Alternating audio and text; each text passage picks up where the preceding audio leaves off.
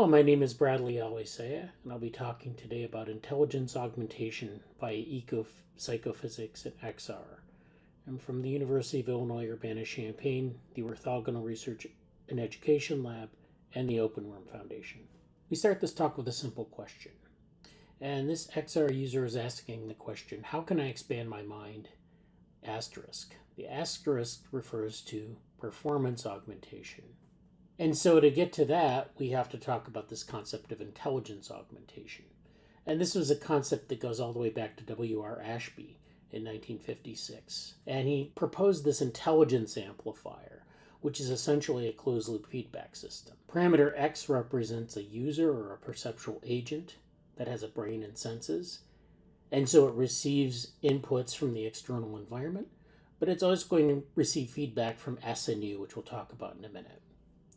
Parameter G is this feed-forward signal from the perceptual agent to the amplifier, which is S, and that might be an XR system of some design. It operates within a range of values which are selected upon, and then that amplification of the perceptual world of the user or the intelligence of the user is then fed back to feedback U, which is the improvement in performance due to this environment or this amplifier. So in this talk, we're interested in understanding the effects of intelligence augmentation, which will be referred to as the abbreviation IA, which is associated in a demonstration context with perceptual illusions. These effects are described in terms of ecological psychology and psychophysical phenomena, an intersection we're referring to as ecopsychophysics. So when we refer to IA, and this is in the sense of W.R. Ashby's definition, we're basing this on a set of closed-loop feedback relations that matches the environment and internal state, exhibiting in something called near ergodicity. So near ergodicity is where the environment, the virtual environment, and the state of the user are very tightly matched. And we can understand this and we can design for this, but we can also perturb these relations to really get a sense of how the user's internal physiology is really adapting to the environment. These perturbations are based on a couple of things. In this talk, we'll talk about shifts in visual reference frames. So we'll talk about the prism illusion and this concept of just notable differences. We'll also talk about alterations in multisensory integration. For this, we'll talk about the 4-channel embodiment model that we've come up with in our group, and the size weight illusion, which is familiar to a lot of people working in the XR space. And so again, we'll refer to non-ergodicity versus near ergodicity. Non-ergodicity is where there's no overlap between the user and the amplifier, and near ergodicity is where there's nearly entire overlap between the amplifier and the user. And so this XR user asks another question.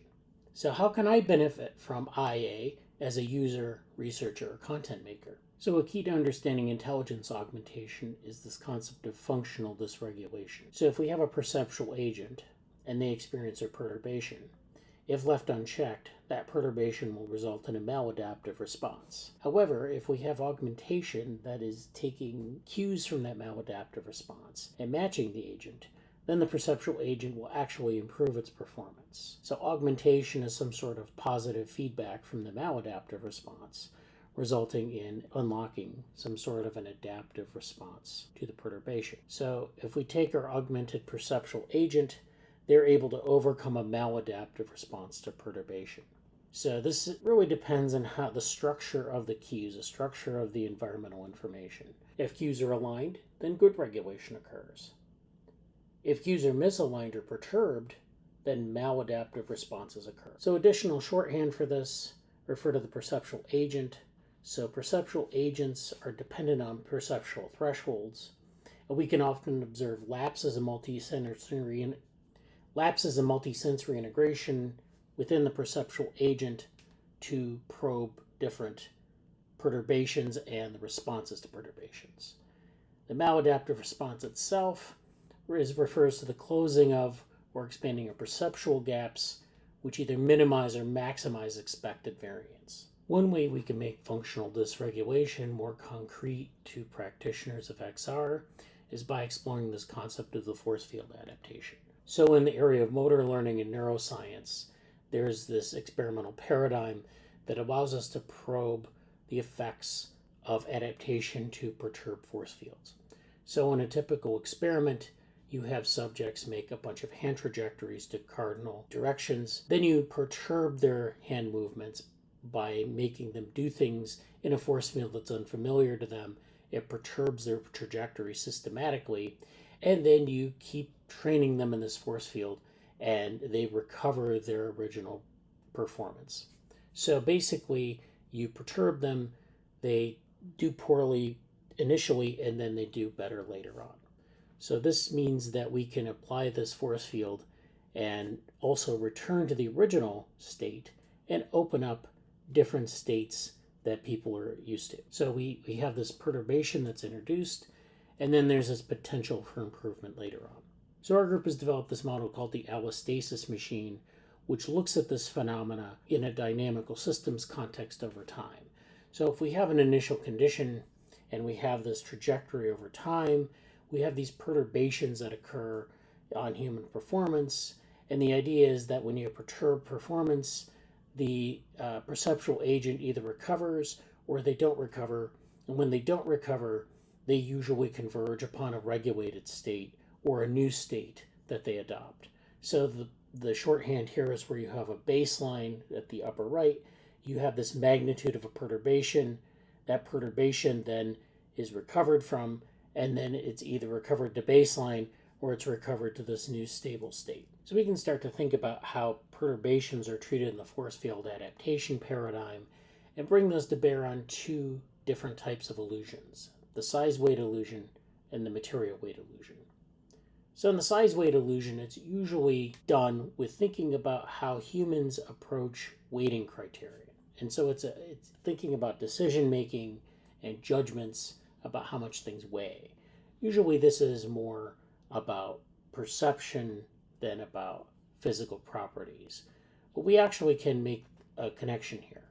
So in the size-weight illusion, usually when perceptual agents think about this problem, they take more features than mass into account. So if you're in a virtual environment, usually you have virtual objects, and because there are no perceptual cues about the physics of the object, people are making judgments based on previous experiences they had with objects of such type. And so in that case, smaller objects can feel heavier, even if the weight amongst objects is identical. So in this case, we have two cubes that both are supposed to weigh 50 grams, and people make the judgment that the smaller cube actually weighs more. So there's this aspect of perceived weight versus adding physical properties into these objects, and then thinking about how that perturbs performance and how that might actually improve performance.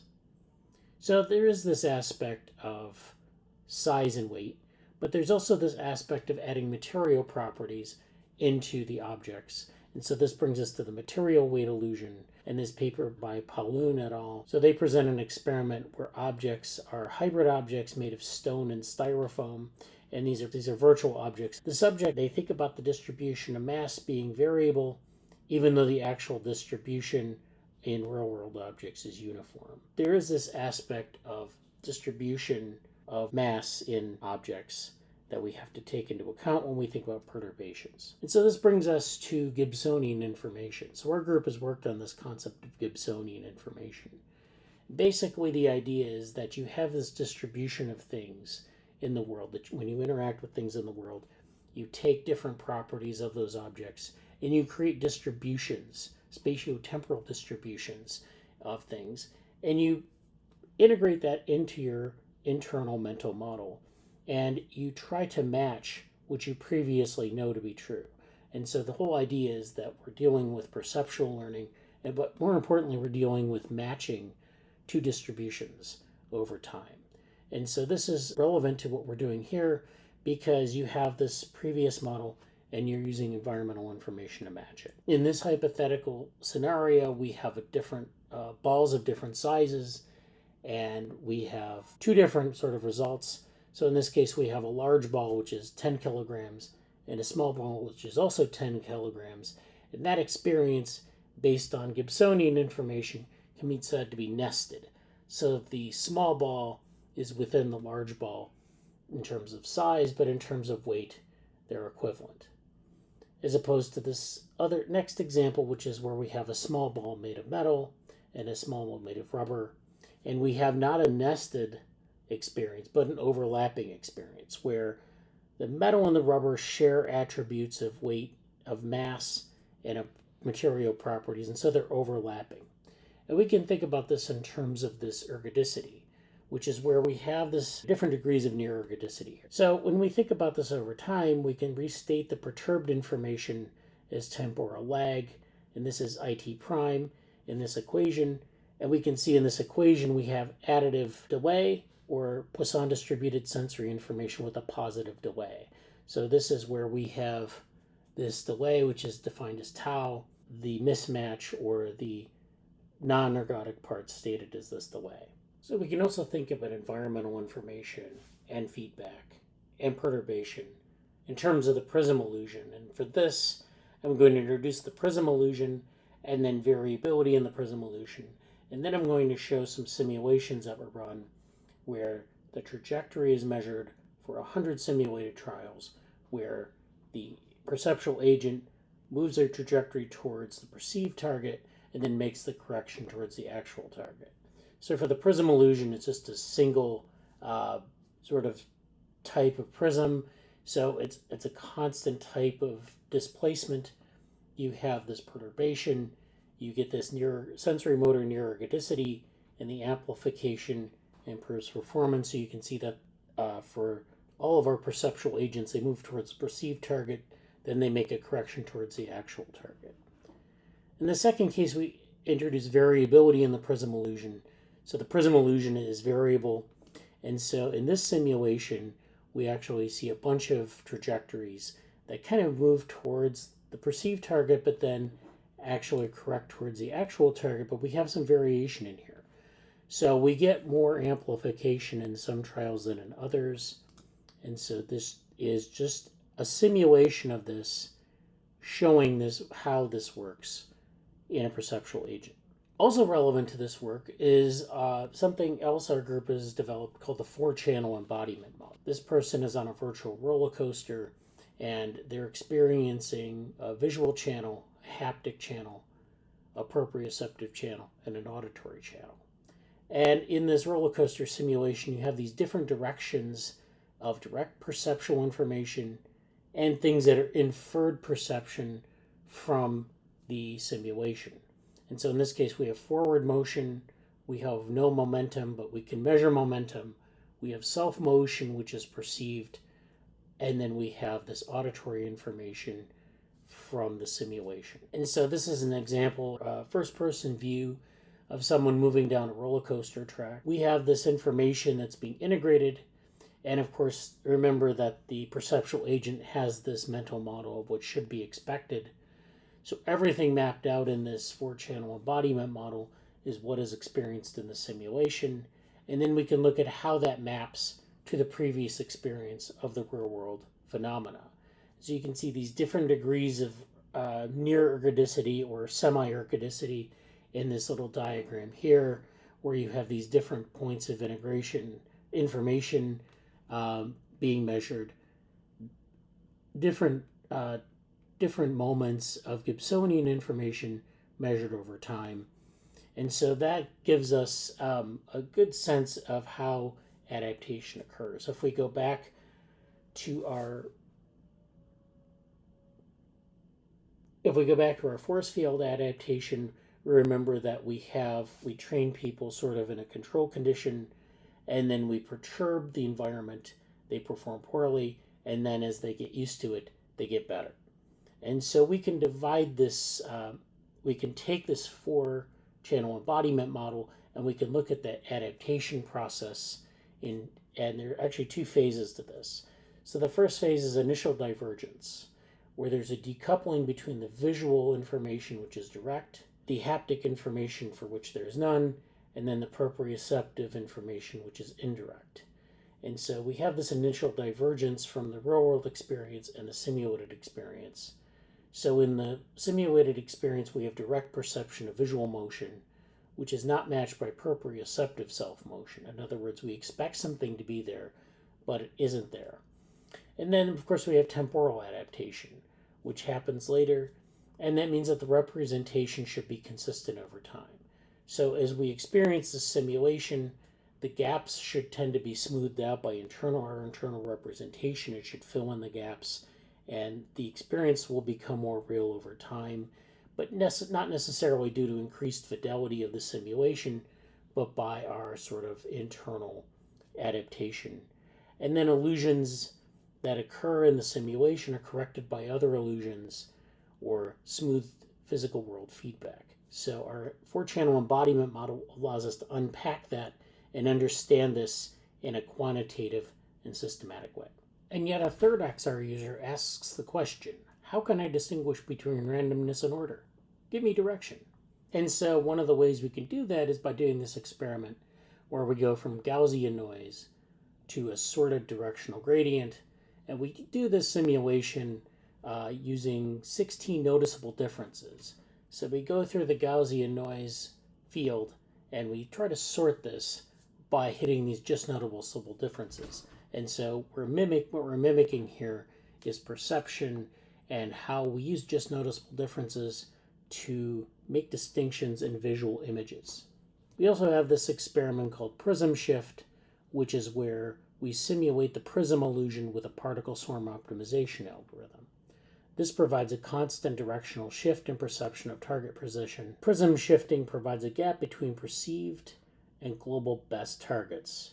So the perceived target is this illusory target based on the prism, which is this black star, and the actual target, or the true global best, is this red star, and G and U are the components of signal loss and noise gain and amplification, respectively. So positive amplification of the signal gets us from the illusory target to the actual target, and G, which is signal loss and noise gain, drives us back away.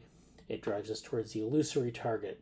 This is analogous to putting on a prism and being sort of our reference ring being shifted versus when we get adapted to the prism where things get realigned to reality.